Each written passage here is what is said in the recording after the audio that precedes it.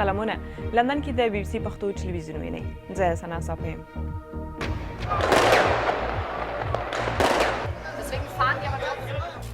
د نوي 2014 کال لمانځنې خو میونخ کې اسلامي دولت نومې ډلې بریدونو له ویرې پولیسو د اورګاډو مهم تمځایونه بند کړي.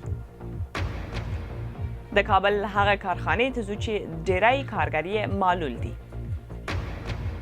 او د سولې سفر له هغه افغان پلار او زوی سره غږیږو چې د افغانانو د سولې پیغام پر بایسکل د نړۍ هیوادونو ته رسوي.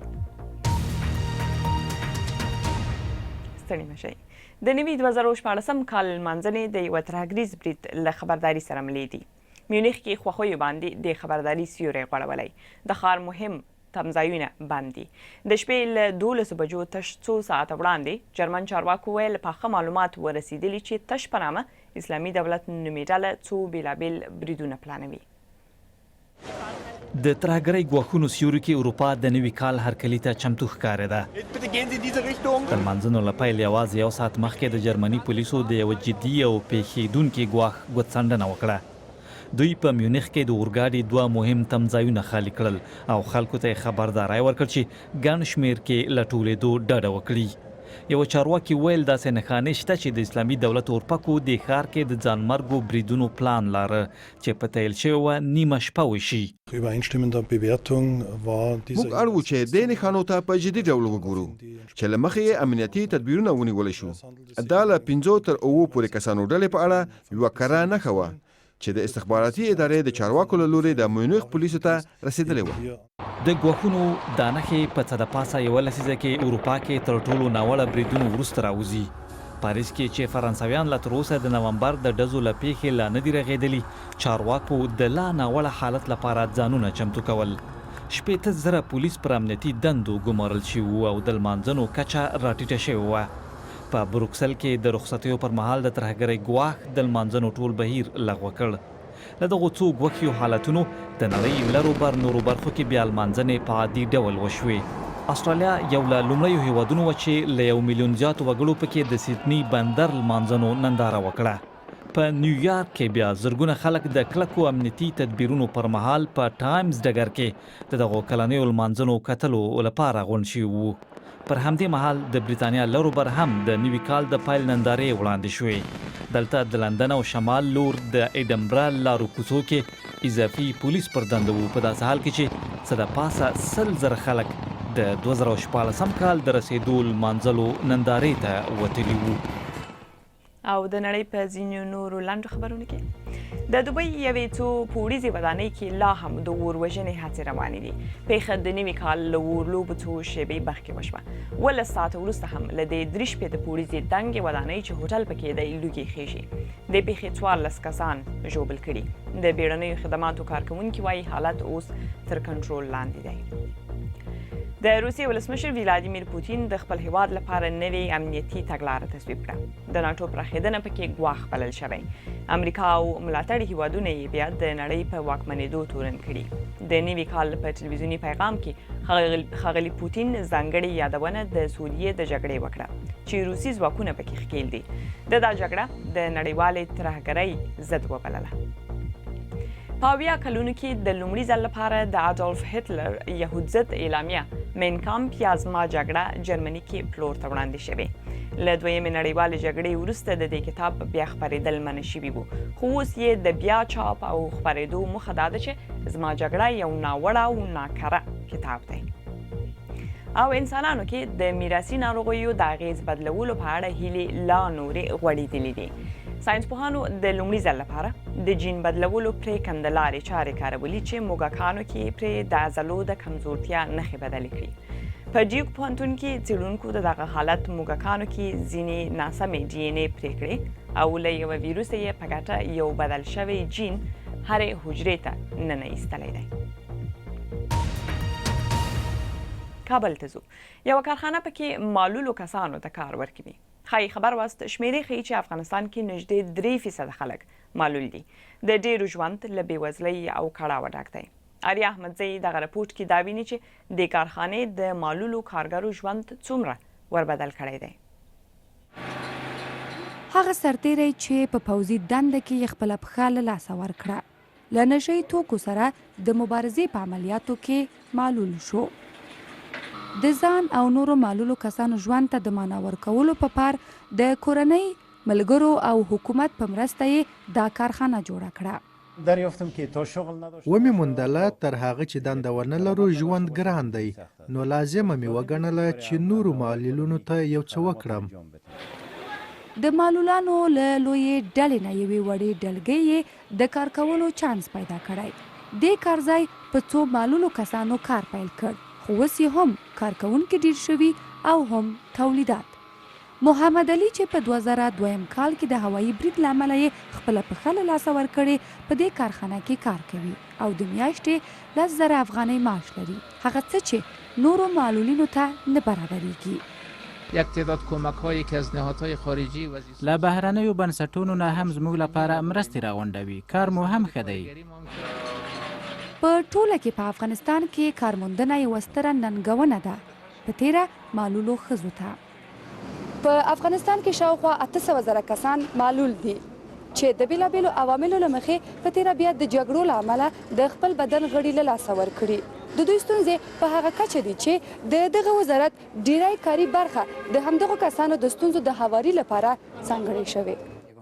د افغانستان د کار، ټولنیزو، شهدا او معلولینو چارو وزارت وایي د میاشتې 109,000 د جنگ معلولو کسانو او کورنیو ته معاش ورکوي چې د 1500 تر 15,000 افغانیو کیږي. خود وزارت کار در قالب برنامه‌های آموزش‌های فنی حرفه‌ای د کار وزارت هم په هر خبرونه کې له 5 تر 10 سلنه د معلولینو او شهیدانو د کورنۍ برخه په پام کې نیولې او له بلې خوا هڅه مو دا ده چې څنګه کولی شو دوی په خپلو پښو ودروو. خو مني چې دا کارونه په نشت حساب دي او د ټولو افغانو معلولینو لاسنیوی نه دی کړی. آریا احمدزی، BBC کابل. د سولې لپاره هڅې ډیری وخت د میزونو تر شا د سیاستوالو په ګډون او د بهرنیانو په ملاتړ کیږي. خو یو افغان پلار له زوی سره یوه بله لار ورته کتلې. پر بایسکلونو د اروپا پر وچه ګرځي چې نړیوالو ته ووایي افغانستان سولې ته اړ دی. کریم حیدري نور حال لري.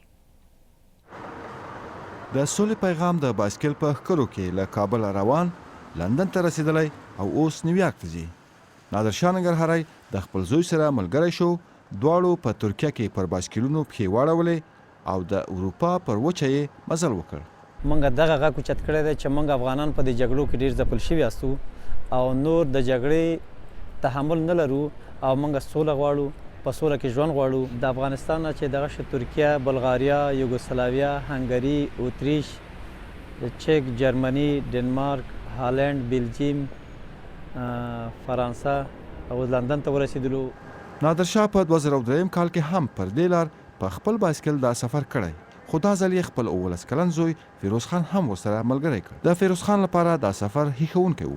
کله چې په لاره کې به ما مهاجرین لیدل چې دا بیچارهګان چا به ډوډۍ نه درلودله، واړه واړه ماشومان 4 میاشتني 5 میاشتني دوی بیچارهګان به د مور په غېږ کې وو. دا ماته ډېر زړه دردونکی و. بلکې خو داسې و چې موږ د افغانستان لپاره سوله غوښتله، خو کله چې نورو هیوادو ته راغلو، ترکیه او بلغاریا او سربیا او هنګري کې دا نور د عراق او سوریې مهاجرینو لیدل، نو بیا موږ ته نه د افغانستان لپاره نه د خپل د غم تغییر کو د ټولې نړۍ لپاره کوم هیوادونو کې جنگ دی د هغوی لپاره. د نادرشاه او فیروز خان د سفر لګښت د افغان حکومت چارواکو په غاړه اخیستی او اروپایي هیوادونو ته یې د ویزې اسانتیاوې ورته هم برابرې کړي. کار از یا بسیار با ارزش است. یک حرکت مدنی د دوی د کار دا طریقه د ستاینې وړ ده. یو مدني او سپورتي حرکت دی. 2 کسه راغلي او ډېره اوږده لارې وهلې چې نړۍ ته وښیي افغانستان اوس هم ستونزې لري او نورې پاملرنه او امن ته اړتیا لري. دا ځل به د ملګرو ملتونو سازمان ته ولاړ شي او عمومي منشي ته به یې ووایي چې افغانستان ته ډېره پاملرنه وکړي. دا معلومه نه ده چې د نادرشاه ننګرهاري هڅې به د افغانستان پر سوله څومره اغیز وکړي، خو که دا اراده پراخه شي دا هیله کېدای شي چې امن او اوساینه به د افغانستان او سیمې په برخه شي. او یو څو لنډ سپورتي خبرونه. فبروري کې د پاکستان لومړنۍ سوپر کرکټ لیګ شلوریزې سیالۍ پیلېږي. دغه لوبو کې د کوټې لوبډلې د افغانستان محمد نبي ګمارلی دی، خو د پېښور او نورو لوبډلو افغان لوبغاړو ته ځای نه دی ورکړی. د پېښور لوبډلې مشر جاوید افریدي BBC پښتو ټلویزیون سره خبرو کې وویل لا هم هیله لري چې دغه حالت به بدل شي. ما په خپله دا غوښتل چې د ما په ټیم کې 2-3 زه افغان کلاړیان واخلم. کیسه داسې وشوه چې د کویټه واري چې وه په د سیلور کټګرۍ کې هغې د موږ نه مخکې راغلن، نو نبي هغې د موږ نه مخکې واغستو. نو زه په خپله دا کوشش کوم اوس داسې یو سلسله را روانه ده چې په هغې کې یو 2 کلاړیانو ګیپ را روان دی. نو زه په خپله په دغه کې یم د افغانستان کرکټ بورډ سره د هغې منیجمنټ سره زه په دغه کې یم چې موږ یو 2 کلاړیان ځان سره د افغانستان د کرکټ ټیم نه واخلو. بیا هم کرکټ جیمز انډرسن کیپ ټاون کې د جنوبي افریقا پر وړاندې د انګلستان د 2مې ټسټ لوبې ته ورستنیږي. انډرسن د پښې ټپونو له امله د لومړۍ ټسټ لوبې د 241 منډو بری کې نه و، خو داسې ښکاري چې د سبانۍ 2مه ټسټ لوبه کې به د کریس ووک پر ځای لوبیږي. د جنوبي افریقا ورو توپ اچوونکی ډیل سټین به بیا د اوږې ټپ له امله لوبه کې نه وي. او فوټبال کې بیا د انګلستان پریمیر لیګ کې سبا شنبه او بیا یکشنبه ښې ډېرې لوبې کیږي. د شنبې په ورځ ویسټ هم د لیورپول او ارسنل نیوکاسل سره لوبیږي. د مانچستر یونایټډ بیا سوانزي او واټفورد له مانچستر سیټي سره مخامخ دي. یکشنبه بیا کریسټل پالاس چلسی سره لوبه لري. نن د نوي 2014 کال لومړۍ ورځ ده. د خپرونې په دې برخه کې درته د تیر کال معنا 2015 کال مهمې سپورتي پیښې لرو. 2015 کال د لوبو په ډګر کې هم د لویو ناندریو کال وو. د فوټبال نړیوال فدراسیون یا فیفا په اړه د فساد خبرونو نه یوازې د رسنیو سپورتي برخه بوخته ساتلې وه، بلکې دا مسله د نړیوالو خبرونو په سرټکو کې هم راڅرخېده.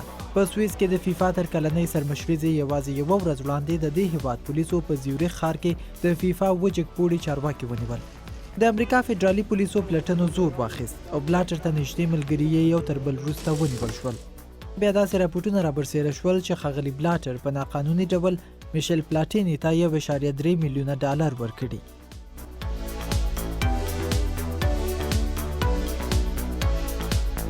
د ځغاستې یا اتلټکس لپاره هم دا یو بد کال و. داسې ریپورټونه رابرسېره شول چې یو شمېر جګپوړو چارواکو له ډېرو کلونو راهیسې په دې لوبه کې پر ډوپینګ یا ناقانونه درمل کارولو سترګې پټولې.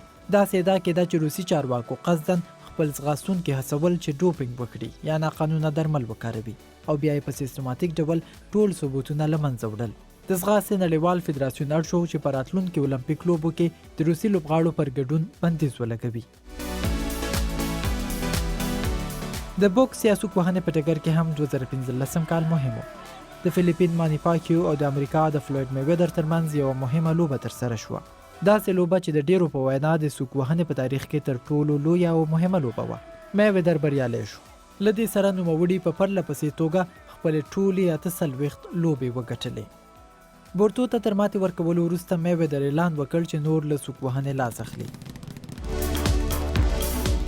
یاد دې وي چې په پاریس کې د 14 نومبر ترهګرو بریدونو هم پر لوبو اغیز درلود. دا بریدونه په داسې وخت کې ترسره شول چې د پاریس په ملي لوبغالي کې د فرانسې او آلمان فوټبال لوبډلو ترمنځ لوبه روانه وه. د فوټبال نړۍ غوښتل چې د دې بریدونو له قربانیانو سره خواخوږي څرګنده کړي. له همدې کبله مینوالو او لوبغاړو په ګڼ شمېر لوبو کې د فرانسې د ملي بیرغ رنګونه واغوستل. افغانستان بیا د کرکټ په ډګر کې لوی لاسته راوړنې درلودې. زیمبابوې ته یې په 5 ورځنیو لوبو کې تاریخي ماتې ورکړه. همدارنګه افغانستان په ډبلن کې پاپا نیوګیني ته ماتې ورکړه او د 2014 کال د شلوریزو نړیوال جام سیالیو ته یې لار ومونده. دا سیالۍ به راتلونکی کال په هند کې ترسره شي. نو د نن لپاره مو همدومره ده درلودل، خو که غواړئ دغه خپرونه مو بیا په خپل وخت کې وګورئ پر آنلاین د 24 ساعتونو لپاره پرته وي. BBC پښتو ټکی کام یې پاته ده. هلته د افغانستان او نړۍ د حالاتو ترڅنګ ډېر نور په زړه پورې مطالب شته دی چې خوښ به مو شي. نو خپرونه مو همدومره و. بل هغه مو څه بعد د اوس لپاره ښه وخت. ښه شپه.